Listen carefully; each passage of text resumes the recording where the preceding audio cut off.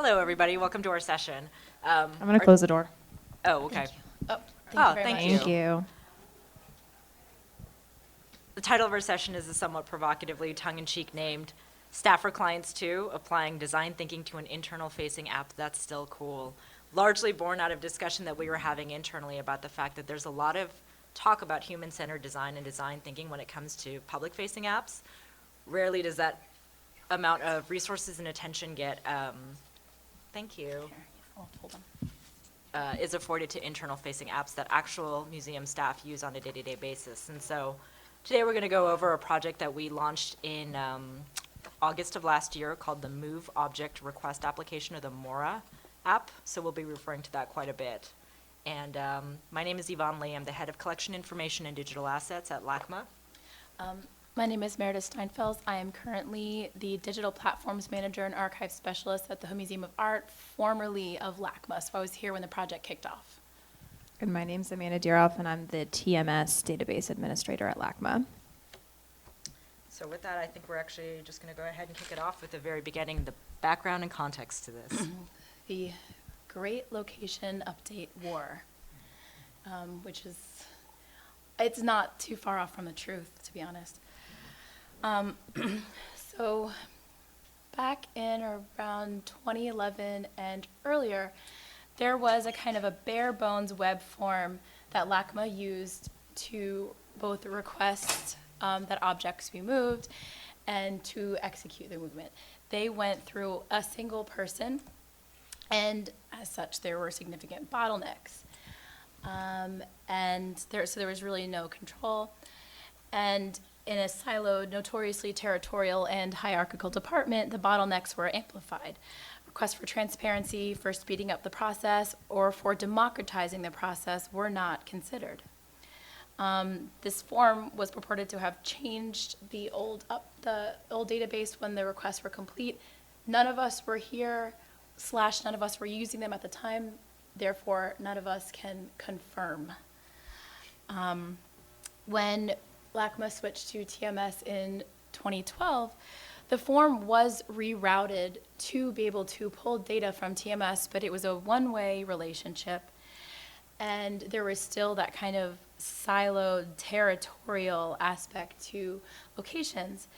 And we tried to roll out a soft form of object relocation, but were met with pushback. And we weren't actually asking much. We were asking that the people who are responsible for physical location changes communicate with the people who managed the databases. But at the time, the head preparator didn't want staff using TMS at all for no other reason than he didn't want staff using TMS at all. And there are many reasons not to want to use TMS, but not wanting to do it is like this tautological inefficiency that just like doesn't make sense. So we tried to introduce a paper system, and he said that was too much work. We were not asking much. We just wanted to know what was moved, where it was moved, when it was moved, and by whom. And the web form didn't have the capacity for that output either. So really, pen and paper was kind of the easiest way to go at the time. In 2012. And so the idea of kind of fixing the process, we kind of kept kicking it down the lane and just didn't really have the time, the money, or the bandwidth, just because we had just launched TMS and then we launched DAMS, and it was just this whole thing.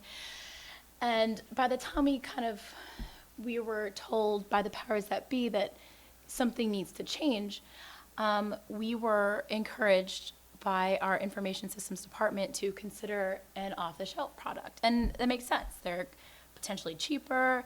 If the software exists, why would you reinvent it?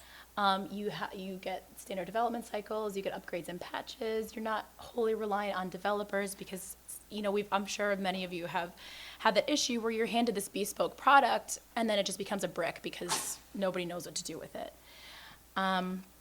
And we also tried to talk to other museums and said, like, what do you use? Like, what are your digital tools for relocating objects outside of TMS? And we either got, no, we use pen and paper, or it's not great, but we do X. A lot of shoehorning of software that's not necessarily appropriate for the job, but existed, kind of like a, just there.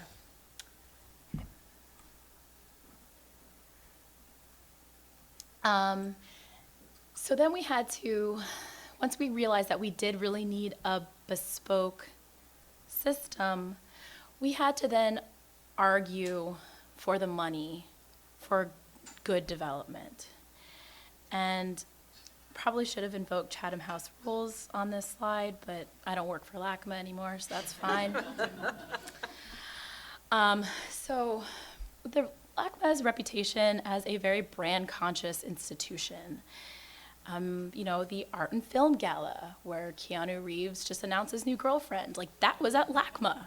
That's like a thing that happens. They like to spend their money on high-profile projects. We trucked a rock through Los Angeles and an egg, a giant egg from Guatemala. And it's not to say that these projects aren't important, but it's a very flashy institution.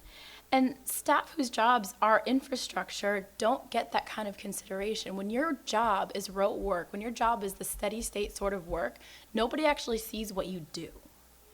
And whereas staff who get to ship these really flashy projects, they get accolades and they get the money. And it's understandable in that these projects bring visibility to the museum, which brings money because funding is really volatile. But the unfortunate part is that when your job is only steady state work and you see the other people getting the money and the tools and the attention, you start to breed resentment. And infrastructure staff, such as art preparators, feel really overlooked and underappreciated.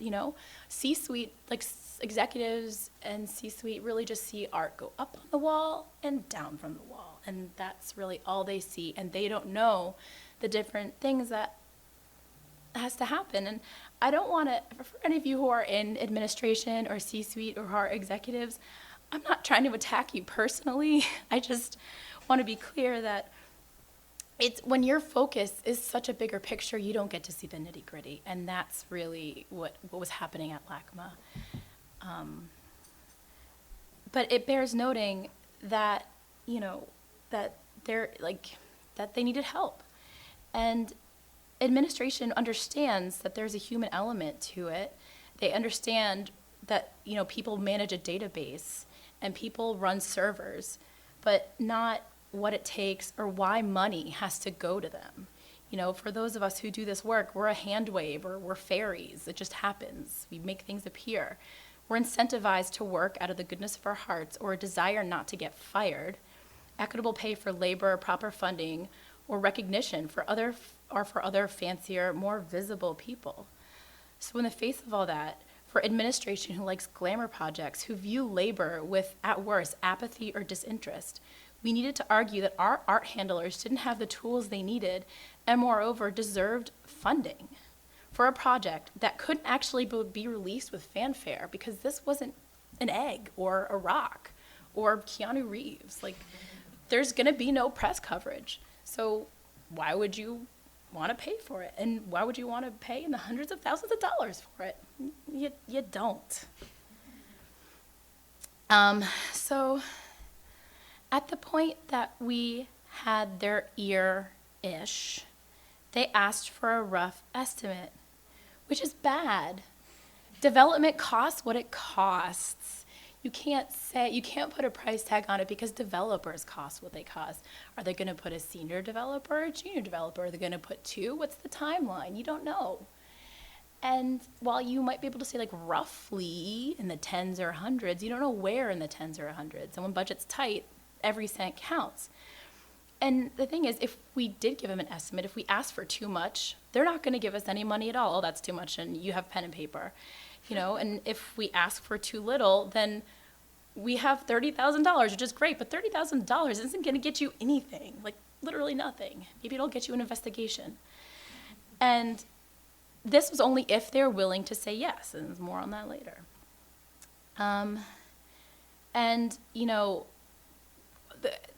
I don't know, like, there's not, collection information and digital assets as a department in LACMA is under the registrars, not under IT. And so as such, when we were kind of coming to them saying, we're gonna need your cooperation, we're gonna need your collaboration, we have this project, we need to help our art handlers, we were really put through our paces because our IT department had been burned by vendors who developed products and left them with no support. And we had too. Like, we went through that pretty recently. And we understood that they were nervous and they felt like we were being cavalier. But we also felt like there was a territorial element to the reticence because CETA's under collections. And even though their departmental scope extends beyond TMS, beyond digital assets, there still was a sense that this department wasn't staying in their lane. And since leadership didn't necessarily see collection information as tech workers, just people who use technology, we had the added issue of trying to prove that we are tech workers, and helping people using digital tools for collection purposes is our lane. And then getting the kind of collection staff and the people who actually needed to use this to buy in. You know, everybody knew that there was an issue. Everybody knew that there were holes in the workflow. Everybody knew that the location process as a whole was just kind of this black box where people were just constantly chasing people around in hallways. Where is this? Why is this not up? And then it also has like knock-on effects to the website where if we hang an exhibition but the paperwork doesn't get back to us, then the exhibition doesn't look like it's online. So everybody was theoretically really excited to have this. They didn't want as much human intervention. They wanted something different, but you know, fundamentally they were asking for an easier and more transparent process. And when everything is kind of so broken or so difficult, it's really easy to get people on board in theory. The difficult part is getting the people who owned that kind of siloed territorial area to be on board and to understand that they have to democratize the process. And more on that later too. And kind of one hurdle right off the bat when we were doing these kind of buy-in interviews is that despite the desire to fix this kind of issue, there's a wild variation in tech literacy among the stakeholders that we identified. It's hard to explain a concept in the abstract. It's even harder when people to whom you're describing the concept see technology as the hand wave, You end up needing to heavily manage expectations in the conversations, regardless of user ability. I'm not going to build you a unicorn, and this isn't a silver bullet. And you need to suss out the broader issue. A user might spend half the meeting complaining about a single exhibition or even a single colleague, and you can redirect, but ultimately the more constructive approach is to understand why they're complaining. It's okay that these conversations turn into therapy sessions or even blame games. It's part of the process. And that is why we hired experts. CETA put up the money ourselves, in part because we had a consulting line item, and also because we really needed to be able to exert control over this project. We were the most impartial department, or at least the one with the broadest agenda. We needed to be able to try and pay for this so that we could really control how the project went. So we did the whole 3-bid process. And even though we had staff who could do this work and had done it on a similar scale, we felt that a third party would be more successful. People are willing to be candid with consultants. There's no need to preserve workplace harmony when you're speaking to someone who doesn't work with you and has no agenda other than fact-finding. In addition, even a department with a bird's eye view of the museum such as CETA can be too close to an internal process, especially since it can be hard to extricate personalities from process. When a key player in a workflow is a missing stair, there's a desire to design around them, even when you know that that's bad design, or you fall into the opposite scenario and try to field of dreams a solution regardless of the players. You build what you believe is the ideal workflow, and you just hope they'll show up because it's the right thing to do. So we found a vendor, they're called Light Matter. They had never actually worked with museums, but they had done a lot of architectural evaluations. So they actually sent their CTO, his name is Ben, and he spent a week on site interviewing as many people as possible, sometimes more than once, as well as daily check-ins with CETA. And for the nihilists who only showed up to the meetings because their boss told them, or the staff who were so profoundly territorial that they barely contributed to the interviews because they didn't want to lose any of their power, Ben found them on their cigarette breaks and smoked with them, eking out necessary conversation in an organic fashion and gaining a modicum of trust. Ben is a health-conscious non-smoker. Like, I want to point this out. Like, He's not a smoker. Does not smoke. Does not smoke. And I'm not advocating that you risk lung cancer in order to connect with your constituencies, and you shouldn't make that a criteria for your vendors. But this kind of illustrates that gaining buy-in isn't limited to meetings and training sessions. And so at the end of all this, and hopefully he's never going to sue us about that, he gave us a formal evaluation and the entirety of his personal notes. Okay, so now we have Ben's notes. We have people talking to. This sounds great. Except for, like, remember how I talked about how we were asked to give a development estimate and we had to give a number, and that number was really, really wrong. Because who knows? Because they want to get paid for their labor, and we want to pay them for their labor. So because of this bad idea of providing a rough estimate, and even when a key stakeholder stepped up and gave us extra tens of thousands of dollars, we still couldn't afford the bid to actually build the software solution. You know, and unless you're, you know, in like some fictional world, or I don't know, the Getty, you know, you're not immune to financial woes. Just LACMAs are under the veneer of privilege, but they're still there. So when we realized that that was a thing, we also recognized that we had to take on some of the work ourselves to kind of de-scope the bid and be able to actually afford them to build. And LACMA does have some very talented developers, but it's just not feasible for what they had to do to tack on that additional project. So we viewed their engineer, our LACMA's engineer, I say I don't work there anymore, it's very hard for me, to kind of act as a partner. So we de-scoped and we removed wireframing, data modeling, and user interviews from the scope of work. And my colleague in the IT department, James Vitale, and I kicked off the wireframing with just a few basic images just to get a sense of what we were getting ourselves into. And also, I've never actually used wireframing. I'm a database manager. I don't know anything about that. And so I just kind of dove right into the software. But what I was really unprepared for was, one, just how many wireframes I had to make, and two, what kind of questions they raised. So we had Ben's notes, and we had this deep understanding of what we were doing, and we had the proposed statement of work and our own institutional knowledge, and I still couldn't build the full deck. And I just kept circling back with several users, though I found ones that were able to kind of have that abstraction or ability to conceptualize the application, and I would sit with them, you know, showing them the step-by-step frames. You know, some users had a vested interest in certain functionalities, and overall feedback was more difficult to solicit because all they wanted to say is, can it do X, can it do X, can it do X? You know, and then on top of that, when I would go through these things, just different areas of the workflow that needed to be covered kept coming up, and I kept having to renumber, and it was, God, anybody who does wireframing for a living, bless, because that was tough, you know? And, you know, there are also situations like, well, we need to put a request in, but the location's actually not going to change. I just want you to put this in a box. And I ended up at some point, like, sitting on the floor with Amanda, like, surrounded by my printed out wireframes, just, like, rearranging them until the process made sense. And we ended up with 50 in our deck, along with the revised statement of work. And just to see what they could build. And I just wanted to, and we were just trying to do this not just to get the cost down, but also because we didn't want any kind of scope creep. If we were able to really kind of cover every user scenario, then scope creep, or at least we hoped scope creep, would be kept to a minimum.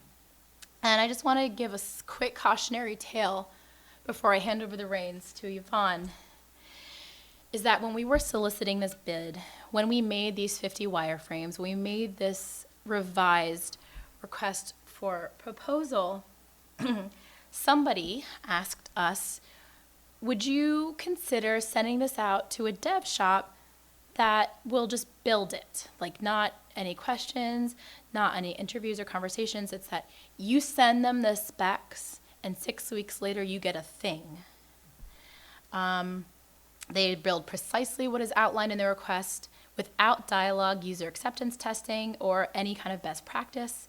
Hand it off, and then you receive your software. No support agreement, no warranty, or no onboarding. Don't do that. Even if you think that you have 100% of everything spec'd out, don't do that. Nothing is 100% spec'd out. And if you think that is possible, then you are 100% likely to be in possession of an expensive brick. Cool, with that, let me go into basically what will be a pitch for design thinking. So the next section that I have is build, test, accept, rinse, repeat. So at this time, it was January of 2018, I was brought on as the digital projects manager. At that point, Meredith had already left us for Dartmouth.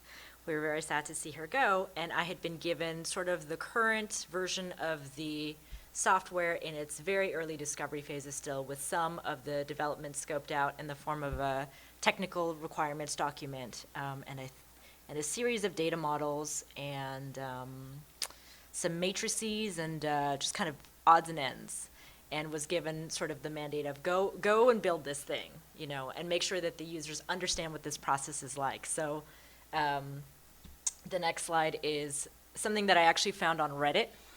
So if you're familiar with Kubler-Ross's 7 stages of grief, this is 5 out of 7 of those. And no matter how empathetic and thoughtful any one of us could have been about this process, there was certainly several of these in play throughout the process of the development of this product that would eventually become Mora. Sometimes a couple thrown into there together. So I would say that it was a major learning curve, not only for the staff who were being possibly empowered for the first time to ask, what is it that you need to get your job done at the end of the day, but also for our technical staff as well, because we are somewhat traditional in the sense that I get the sense that earlier projects very much followed that sort of cascade waterfall. Like by the time that it launches, you know that it's at least 6 to 8 months not only overdue, but also obsolete, right? The way that museums work, I feel like every workflow, there's the idealized version of it, and then there's the reality of it, which branches out like a fractal, I've been told, not like a tesseract, but like a fractal, because that's actually how the work needs to get done. And this system needed to somehow be able to be wide enough to close the arms around all of the different iterations that people's workflows would take on post-launch. So the major steps in this development process involved knowing who the users were and checking back in with them time and again, putting iterative prototypes in front of them, which was very new for them. A lot of them didn't even realize that our department works with 2, if not 3 different systems. There's the production or the live system, there's test, and sometimes there's even a beta. That was completely new to them. They had no idea that there was so much work that went into it, and of course, not only did they gain exposure to that little bit, but they were invited to participate in these different phases. So that was very new to them. And like Meredith had alluded to, a lot of their work is very tangible. It's very physical. And sitting them down in front of something like software or something techie and asking them to think abstractly and conceptually about their work physically was definitely a challenge, I think, for a lot of folks. The next thing was, of course, communicating new and changing business rules, because as we kept working on this project, a lot of things started moving around. So the former head of the department that was our primary stakeholder department left very suddenly after, I think, a 27-year tenure at our museum.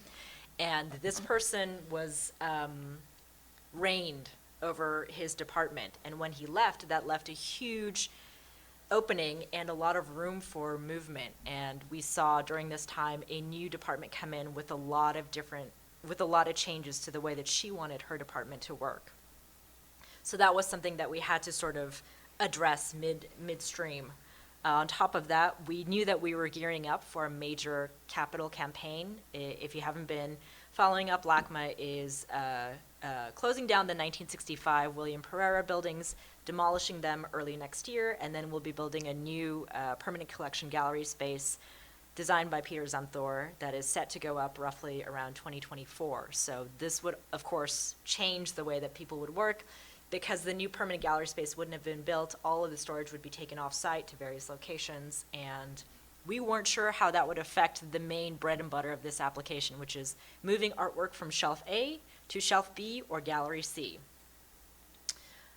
Finally, it was continuing with the, step 4 was communicating that this is an MVP. So there's a deep dive tomorrow, actually, that I'll be attending about getting beyond the MVP, but this idea that there is such a thing as an MVP, or that you would release a beta and not like a beautiful finished product, was absolutely news to most folks who thought that we were going to rebuild Facebook in some way to support their workflow. We did not deliver. I don't think that we're ever going to deliver, but now I would say we've been consistent enough with the communicating around what an MVP is that folks know to, first of all, this is the first, but also the first in a series. I think that that's really important for getting user buy-in, especially for staff who often feel like they're neglected and told that they have to use these tools that don't fit museum practices at all. Finally, it's continuing with the training hacks and workarounds until we secure resources for V2. So we're actually gathering user feedback. We have been, in fact, sometimes we've been trying to dial down the volume of the feedback, but we've been getting a lot of really, really good feedback from people who clearly are using the system day in, day out and have ideas. Part of the managing of this user feedback has to do with user groups who think that they're sort of the only people using this system, when of course they're not. Databases tend to go ahead and delineate workflows and also make things a lot more democratic, like you said, Meredith. And it's, you know, if you build a lot towards one particular user group to favor their workflow, oftentimes the trade-off is that you're building away from other people's user groups. And so being sort of the thoughtful stewards of this database in a way to develop so that it would meet a lot of different folks' needs. So the very first one, who are the users, right? Based on the old system that we had that was, I think, 12 years old at that point, like it was a static, it was like Google Forms, but it was static, and you couldn't change it. And once it's submitted, it went off to a place that nobody knew where it went, actually. So there's some problems inherent with that system, but it had been developed 12 years ago, and there were people who really were comfortable with all of the jankiness of that product. They really loved all of the idiosyncrasies, and they were terrified to let that go. But from that initial form that we had an idea of who these initial stakeholder groups were, and they were art preparators, collections managers, some folks in conservation, curatorial, and registration. As we started sort of shopping around news of Mora, we started getting a lot of requests from departments and divisions we never thought would be using an application to move artwork. These included education, development, that was frankly pretty surprising to us. And so we had to think about what would be the right sort of level of access for them to be able to know where the artwork's at any one moment, and to be able to request that it be moved from one side of the museum to another side of the museum or to an off-site storage location. Also, it was a lot of educating our users on what software development looks like in a way that hopefully would make their heads explode. So it was this idea of getting different types of stakeholders in a room together just so that they could physically see it's not just you and your workflow, which is very important, that I want to take in, but I also need to understand how that's going to play with your workflow and how we can sort of build a system for that. And I think that that was really interesting and definitely a step towards people understanding it's not happening yet, but it will happen at some point, or it's not happening because of this. Maybe there's a way to capture that outside of the system or offline. It was working with a lot of digital immigrants. So, and Amanda's going to talk about this a little bit more, but when we launched the project, or the product, we had thought that, we had assumed a certain workflow. Even with all of the testing and the user acceptance trainings that we had done, we assumed that people would be somewhat timely in their updating of objects, getting to a computer. We were wrong. So one of the things is that for alerts and notifications for the system, we erred on the side of more rather than less, so that people would be encouraged to go back into the system and check all the messages that they were getting. And I got a panicked email, no, not an email, I got a phone call. I got a panicked phone call from someone saying, I'm supposed to be checking into my email once a day. I used to check it once a week. What am I going to do about this? Seriously. And so it was about thinking about, wow, this is really a huge change for you to be able to use the system. Let me show you how to build a filtered inbox for your email account, you know. And here are some things that you can go ahead and use in the language of that, so that that which is important to you will definitely come into your inbox, but everything else you can disregard that safely and know that that's okay and that, we're not punishing you in any way by making you use the system. Acceptance definitely was not just technical, but it was also coaching users, a lot of therapy sessions, I would say, and getting them to really ask for the things that they want. So sky was the limit, blue sky. We knew that there was descoping to be done later on and managing of expectations, but really we wanted to know how people were going to use the system. And so there were requests for sounds, colors, integration with Google Calendar, so many different sort of iterations of how this product could be endlessly hacked in order to create what these users wanted, that it was really interesting to get them to kind of think about it and really think about how digital tools sort of pervade their work, their day-to-day work. Finally, it was about selecting the right types of individuals and getting them in the right combinations into a room together to talk about what their workflows were. Some people are very, very focused on what their particular needs are. For some curatorial staff, it absolutely depends on their curatorial department and what they see. So prints and drawings or photography is going to be really different from, say, decorative arts, and getting those two people or those two curatorial assistants in the room together to talk about how their workflows might be served by the same system, I think was interesting, not just for us as the administrators and the builders of this tool, but also for them, hopefully.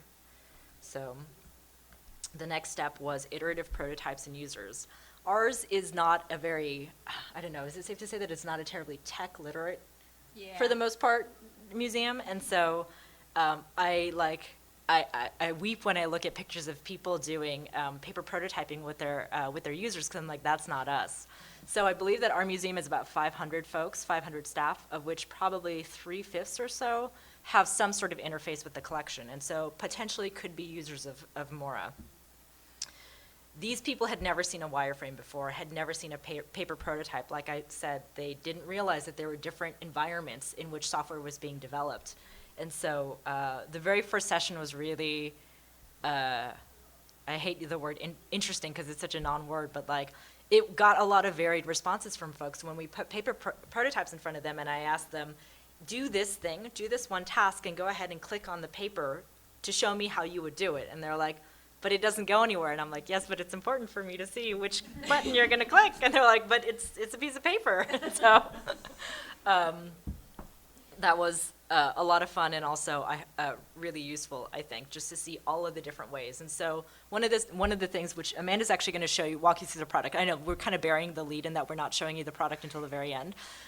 But one of the things that we built in was that there needs to be at least two different ways to get something done, because there are at least two different ways that people would approach specific discrete tasks in Mora through the paper prototyping sessions. The next thing that we had was a click-through prototype, and then we gave them access to a test site. So again, even though it had test blazoned on the side of the site, people would forget that they were in the test site, and they would go ahead and make changes thinking that they were going to do actual work that would write back to TMS, which is our database of authority for our collection. It didn't. And so we eventually had to blacklist the site for all but a handful of users that we could entrust with this. No, but I mean, like, these are our users, right? And it's important that we build these, because it never occurred to us that, having, it's not flashing, but it's big and it's red and it's bold, the word test on it would not deter them from doing their regular work, and yet it did. That's what we found, and so we just had to adapt to that process. The constant user feedback and the managing expectations, which was, if we don't ask for the feedback, how are we ever going to get buy-in? I think a lot of folks were used to this sort of power dynamic where you would build a thing for them on their behalf, it would be delivered, and you would not touch it again for months, maybe years, and they were just okay with that.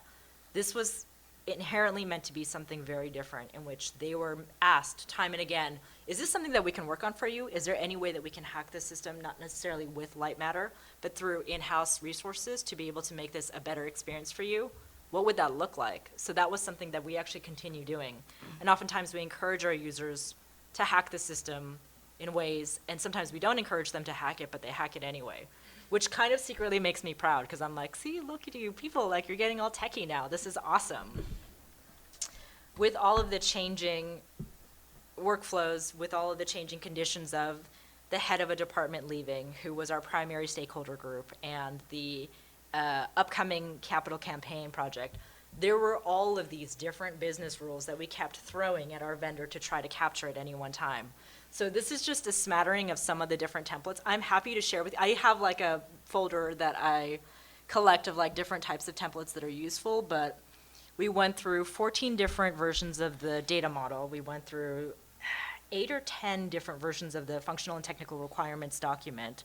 And we came up with a business rules document, which actually I think is probably one of the best documentation templates out there that we used, which provided a use case, something that referred back to the functional and technical requirements, a real world example, and then some idea of what the interface should look like. So it kind of ties in and is sort of the glue for a lot of the other types of documentation that we were using. And then, of course, swim lane or flow chart, whatever it is that you want to call it, which outlines what is never going to be the actual way that things get done, which we would soon discover in testing, which is actually the next slide. So, or actually it's not, but it's scoping and securing user buy-in. So the users were not tech savvy at that point. They are slowly becoming more so and feeling, I think, emboldened to come up with different asks, some of which are some of which are really creative and clearly not sort of people who feel like technology is not inherent, not intrinsic. What's the word that folks use? Oh, intuitive. Right, these are non-intuitive sort of users, and so the asks that they come up with, I would have never dreamed of it in a million years, but it's valuable nonetheless, and so having a space for that. The CETA team, which is the Collection Information and Digital Assets team, did a ton of dog fooding, did a ton of QA testing, and it was, you know, very much the add one artwork to be moved from point A to point B, add -1 artwork, add 3 artworks, go and do another task, come back to it, and I would say that we all probably earned our black belts in QA testing during this time. But that was really important to get a sense of what this would be because our users were inherently apprehensive about a new system that was technical instead of analog or paper and pen. So it was really necessary for us to build at least some idea of what that workflow could look like, at least at the very outset, and then from there, for them to be able to customize it as they needed it. Finally, it was dumb enough so that it could bend with emerging business needs because there were a lot of unknowns during this process. And so we wanted to encourage people to be able to think about all of the different ways that they could break the system, and they broke the system quite a few times. Some of it was really great because we understood that there would be things that needed to get changed, and other things we were horrified by. We were like, how could this have passed?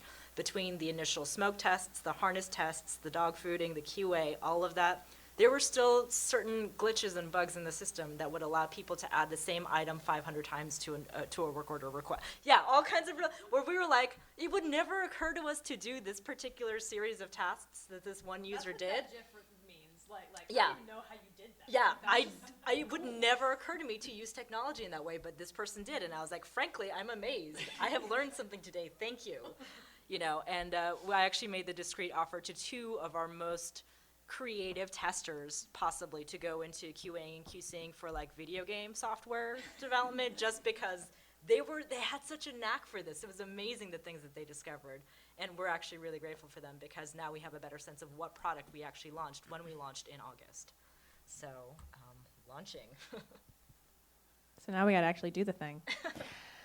So with the application launched, the CETA team started a series of training sessions organized by user group and department. Each session was oriented to the new system, and then we walked through the mock work order system.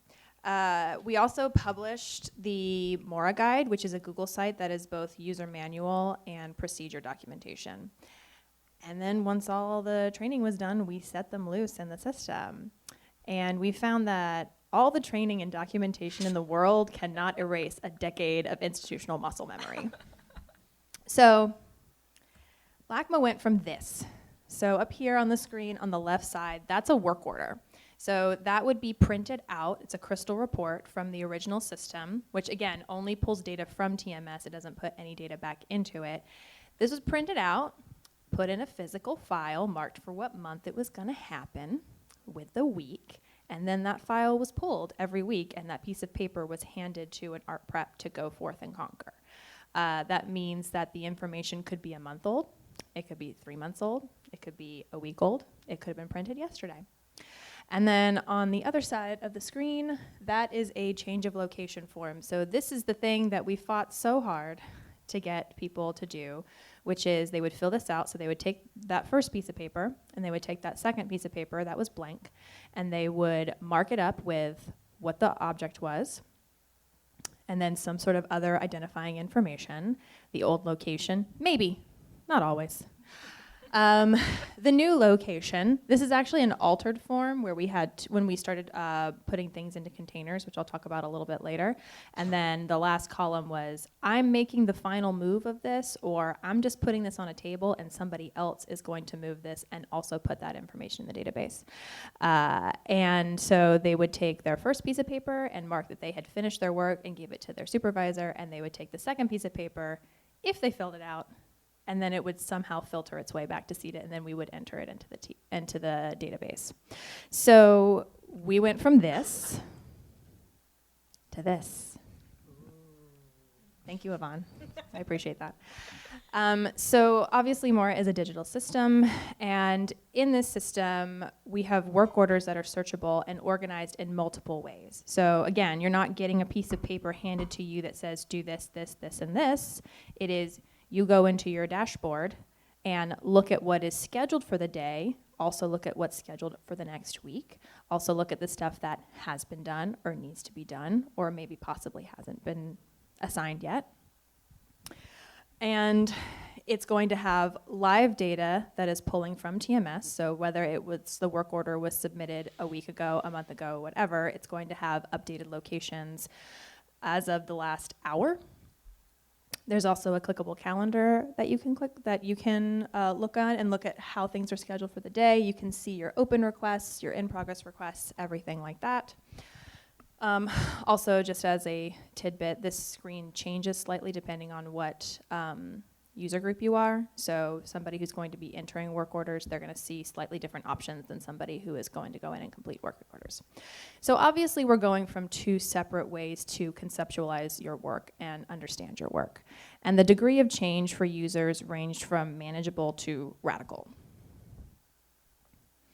So, despite all the care and thought that went into the design of the application, the act of moving from an analog-centric to digital-centric workflow resulted in some digital growing pains. Natives versus immigrants.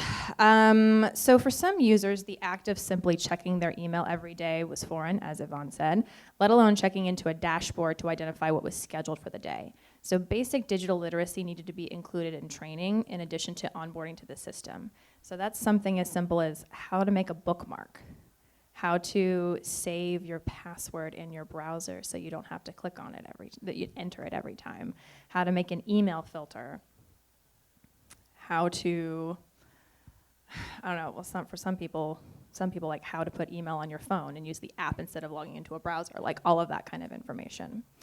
So even for the people who were digital natives, some of them still struggled to adapt to the new way information is organized and presented. Like I said, institutional muscle memory runs deep when you've used the same system for over a decade. Project-centric to action-centric. So due to the more nuanced capabilities and new integrations, Mora organizes data and functions differently. Work orders in the previous system would capture an entire project or a round-trip journey for multiple objects. Mora can only capture one move or leg of the journey per work order. So it can say, move this thing from point A to point B. This means that for a round trip, 2 work orders or possibly more would have to be entered depending on how many stops of the journey that thing is going on. So this necessitated a change in established workflows and to some users, more data entry, which everybody loves. New data standards. Mora does validation checks against TMS before completing updates to prevent dirty data from going into the database. If it fails, if any of the location updates fails that check, it throws an error and it won't complete it. This is something that a lot of users never had to deal with before, any sort of like check on their work. In fact, for some users who use the exclusively analog workflow, they had never even interacted with a database before.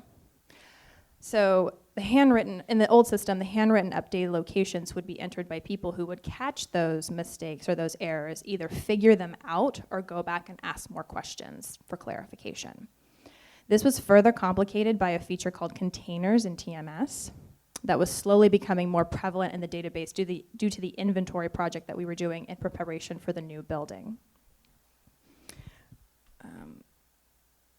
So containers in TMS prevents the same box from basically being in two locations at once. So when you're entering a location update for an object, if that new update means that there are still some things in that box on a different shelf, it's not going to let you do that until you either move those other things out of that box or move everything in the same move to the new location with the box. So both digital natives and immigrants struggled with this level of detail that was required. And collaborative data entry. The people responsible for the data entry for each work order, it changes depending on the situation, but regardless, it's never done by just one person. So, for example, if someone's having something deinstalled, they might know the shelf that that object belongs on and will put that information in, or they might just know the room, or they might just know the floor, or they might not know at all, and that person has to find a place to put it in addition to putting it away. So it's up to the implementers to put in that final location. And if additional objects are shuffled around because of that move, those objects need to be added to the work order and also have their new locations inputted. Again, something that was not really considered before this new system. So, as more rolled out, the feedback rolled in, and we developed a list of adjustments that were called wish list features because branding is everything. This was additional customization. You heard me say that already. Why are you laughing so hard? This was additional customization that ranged from cosmetic to structural as pain points developed with the changing workflows. So, like we said before, the new system was putting in updates in real time insofar as however long it took for somebody to get back to the computer and complete the work order. So that could be hours or that could be weeks. And if other location updates were made in the meantime, this would disrupt the location history. So this was the most difficult feature to develop, but also the most important. Additional dashboard views. Directors wanted the ability to see all of their active work orders in all states in order to track all of their projects quickly and easily. And this was more a symptom of past issues with transparency and communication that made some users feel like it was necessary to monitor all of their projects to make sure the work was getting done. But a relatively easy cosmetic fix. And for many users, it was more practical to refer to objects by the artist name or the medium rather than the object number, so these fields were added to the Mora database and made accessible in all views. Because before, we had the object number, we had the title, and we had the dimensions, and then we had an image. If there's an image in the database, there would be a little thumbnail. But most people would say, move the Monet or the oil painting rather than something like a title. So, lessons learned. Here's the part where you guys learn from our experience and our mistakes. There is always more work than you think and more emotional labor required than you anticipate. And you guys can jump in if you have thoughts and feelings about this, because I know you do. So it's also really important to manage the expectations of your stakeholders and your collaborators. This includes the division of labor and the expected end results, because there will be constant revisions to the plan. Data literacy is the name of the game. It is something that you may assume is inherent, but probably isn't. There's a very fine line between being too prescriptive and too open-ended. You need to think about when to provide guidance and when to step back. And expect to provide participants with a crash course in software development and what technology can do feasibly. Stakeholders will ask for the moon when they can't tell the difference between a rocket and a golf cart. So, we've got a few minutes for questions if anybody has something, but we were asked to wrap it up a little early because there's no buffer time between this session and the next one. You can also just find us after, too. Yeah, that's also very possible. Yeah? Sure. Yeah. I have a question about the training portion. things that we've struggled with when we're building out our internal software is like pushing people to go to those. And Yeah. we had like an external site. We tried like user guiding where people would like we would literally install an API. Uh-huh. And nobody really like wants to do those. It doesn't replace at the end of the day me sitting down with training. And how did you guys handle that sort of divide? So we already have a history of writing this kind of documentation for our other systems. We have a similar thing for TMS and our DAMs, which is resource space, what we call Odin.